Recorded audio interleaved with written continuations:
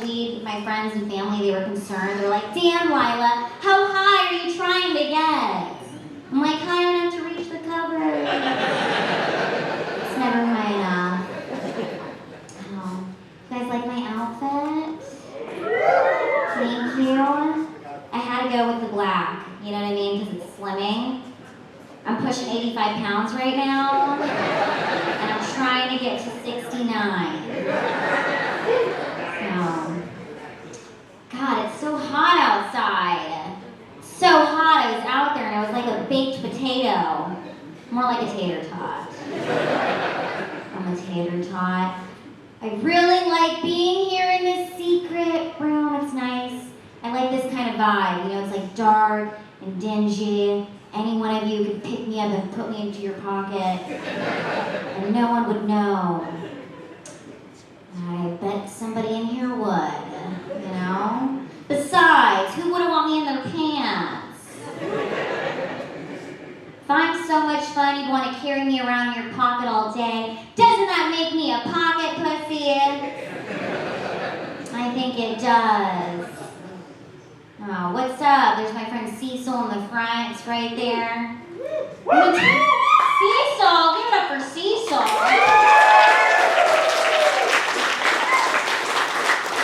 We went to dinner last night, and he's like, Lila, we should do a ventriloquist act up there. And I was like, sure, Cecil, just sit on my lap and I'll shove my fist up your ass.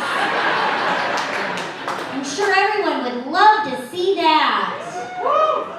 Yeah. I walked in here and I felt real lucky because I saw a coin on the ground, and naturally I had to pick it up because I'm a leprechaun, you know, so I had to pick up the coin, and I picked it up and it was a dime. It was a dime, y'all. And I was like, wow, a dime just like me. Half the size of a nickel but twice the price.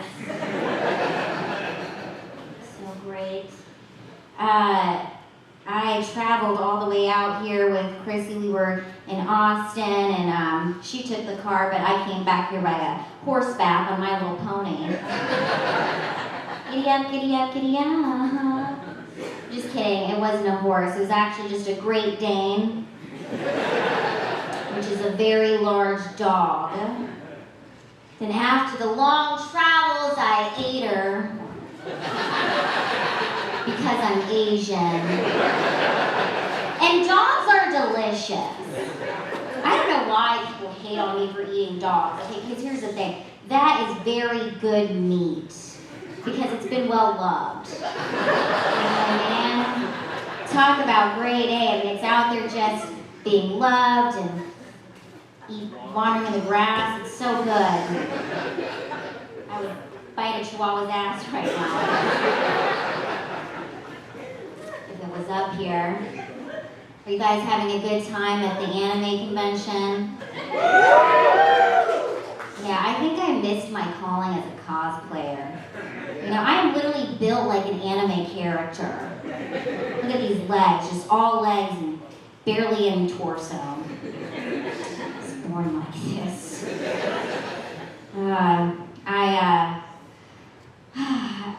I used to live in California before I moved to Texas, but got my cowboy boots on, so you guys probably thought I was here the whole time. Yes, what do they say? I wasn't born in Texas, but I got here as fast as I could. I had to leave California. Before I was a comedian, I was actually a dolphin trainer at SeaWorld. Yes, this is the voice of a dolphin trainer. This is the voice that dolphins love and respect. You know, I was voted San Diego's #1 dolphin trainer in 2014, 15, and 16. Yes, that's right. But they did ask me to leave in 2012. Yeah, it's fine. It's okay. That's just me squirting a little. Fuck it. It's pineapple juice, so you know I taste delicious. Anyways, they had me leave SeaWorld because my dolphin, Frederico, fell in love with me. And that's totally inappropriate because you can't fuck a dolphin. You know what I mean? if you fuck a dolphin, you have to continue to fuck it regularly. It can't just be like a one-time thing. It has to be a long-term affair, you know? And anyway, so I left and I was like, this is not a good idea because Frederico ended up swimming to the bottom of the pool and just drowning himself. He died. He was so heartbroken. I'm like, you should have just let me give the dolphin a hand job. And what the big deal was, look, I made a mess. Do you guys ever think that your parents are better grandparents than they ever were parents because they fucked up on you? And it's like, now they're like, we're gonna be the best grandparents ever. Yeah, those are my parents. They're the best grandparents. I have 4 nephews, and the 2 littlest ones are Leonardo and Valentino. They're 8 and 6 years old. And the whole summer, my parents are up in Washington State taking them to swimming lessons every day. And in the family group chat, it's like my mom and dad filming them, learning how to swim. They're like, wow, look, Leonardo, he's in level 2. Isn't he doing awesome?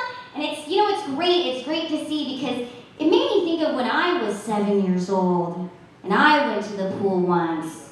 My parents didn't come with me. I went with my Aunt Becky in Louisiana. We were in this giant pool. I'm sitting on the steps with this other little boy. He had a red baseball cap on. He was also 7 years old. And my aunt would take me out to the deep end. I'd splash around. Then she'd bring me back to the steps. And I'd see my little friend over there splashing. And after a few hours, it was time to leave. And my aunt dived into the deep end of the pool to look for her goggles as I saw my friend's red baseball cap floating in the distance. And she emerged with the body of this 7-year-old boy that I had just been playing with 5 minutes ago.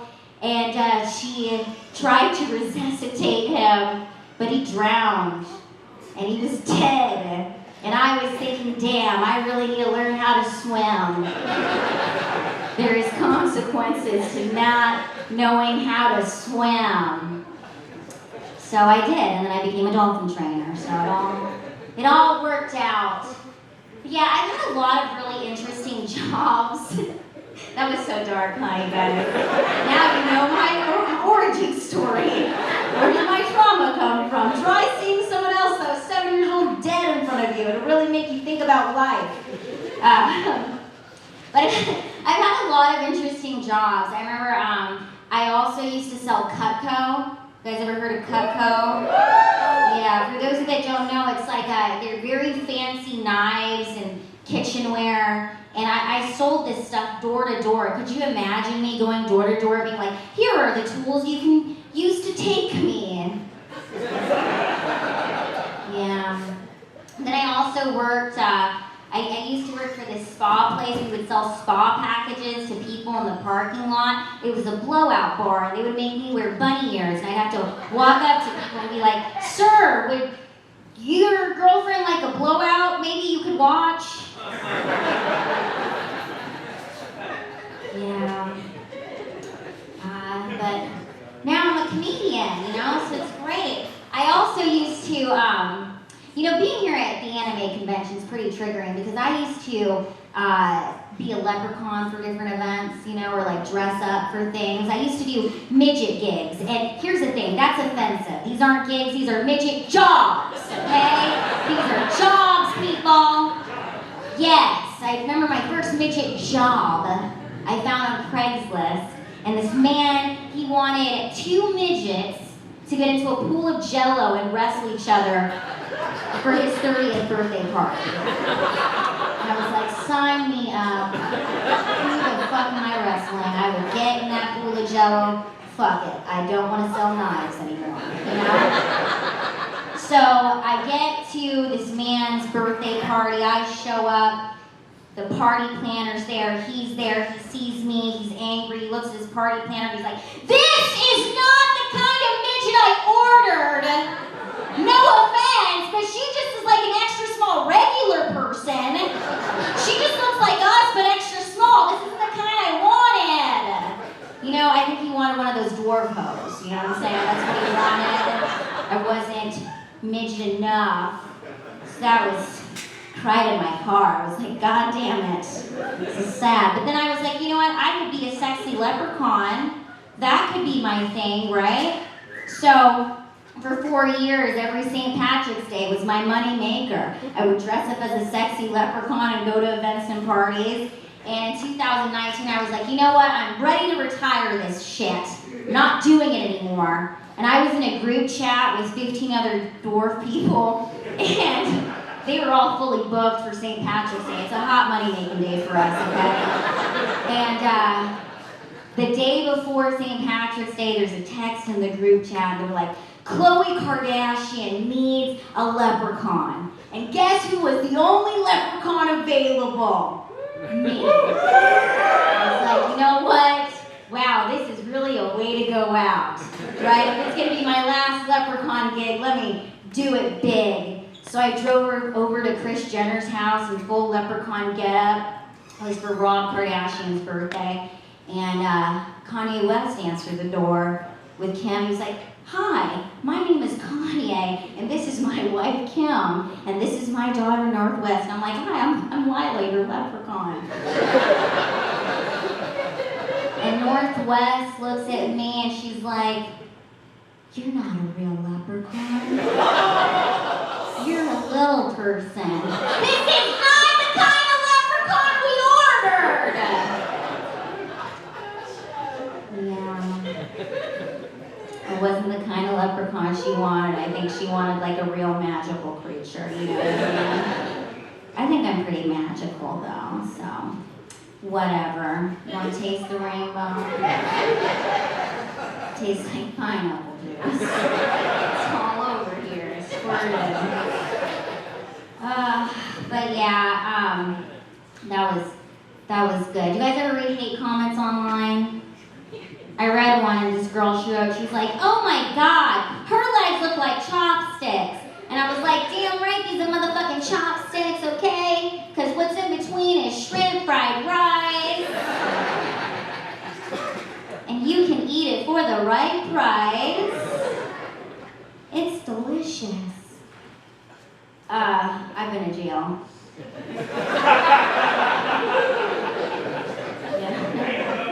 Yeah. Oh man, do you guys, okay, I never got a DUI, but I did get a DU fly, and that's when you get arrested at the Oakland airport. They're like, ma'am, you've had a little bit too much to drink, and I'm like, what? I'm not even flying this plane. But apparently you shouldn't talk back to a police officer, especially when you're traveling cozy in like a onesie. You know, you shouldn't do that because they did handcuff and arrest me, and I just feel so bad for all of those innocent people at the airport. They must have been thinking like, God damn, what did this child do? She's a threat to America. Remember when he got booked in, they took my picture, and I was like, yay, headshots. I could use this for my midget jobs. And I had to be in a room with like 20 other ladies, right? There's like one silver toilet. You have to like piss and shit in front of everyone. I'm sitting on the toilet. I really had to take a dump. I was like, fuck it. We're here. And this lady, she pops up from the ground and she was like, you don't belong here! And I was like, I know. I've got a leprechaun gig and I'm missing it right now. Yeah, they didn't even, it was so cold in there. It was so cold. And all they gave us was like toilet paper. And I was like, you know what I'm gonna do? I'm gonna be like a little hamster. And I made like a little nest and I wrapped myself around and I was just like nuzzled in there until it was time to leave. Fuck Southwest. I hate Southwest. But thank you. The next day, they were still the only flight I could afford, so I had to buy a ticket to Southwest again. It was bullshit. Got back to the airport and they're like, what happened to you? And I'm like, bitch, I went to jail. It was actually for my parents' like 25th wedding anniversary is why I was flying home. My parents now, you know, they were married for 30 years. It's really incredible. But my dad is from Louisiana. And my mom is from the Philippines, yes. And I think it's safe to say that after 32 years of marriage, that my dad really loves my mom, and my mom really loves America. She really loves it, y'all. She fucking made it. It's good, it's a miracle. Anybody in here have anxiety? Yes. Yes, okay, me too. Mine's crippling. Crippling, because I'm disabled. But don't feel bad, I got to park my dog in the front, so it was good. Yeah, I have a birth defect. I was born with it. I was born this way. I'm an OG disabled. I came here from the beginning like this.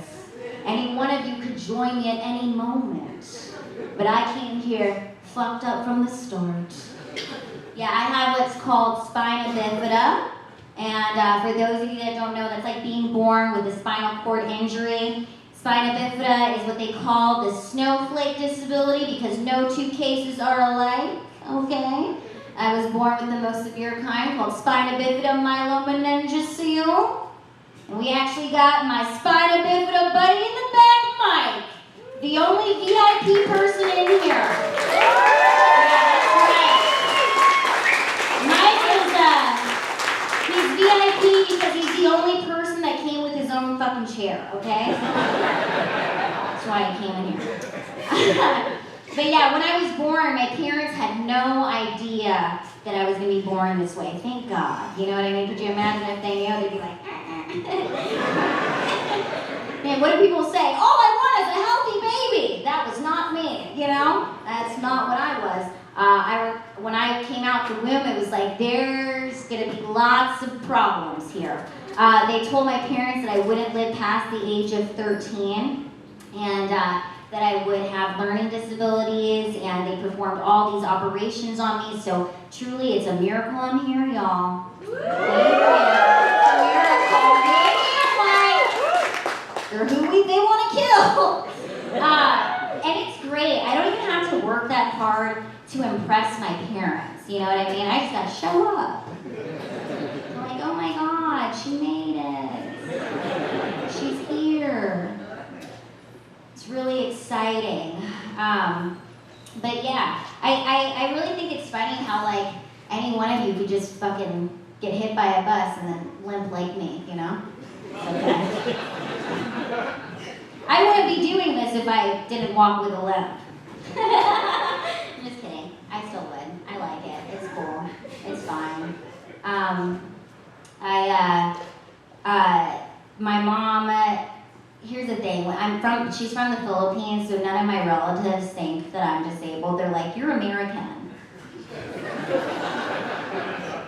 I don't even feel bad for you, you know? Did you guys go see The Little Mermaid?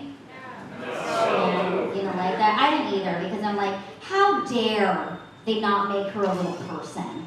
How dare they? You know, I really thought this was finally going to be my moment.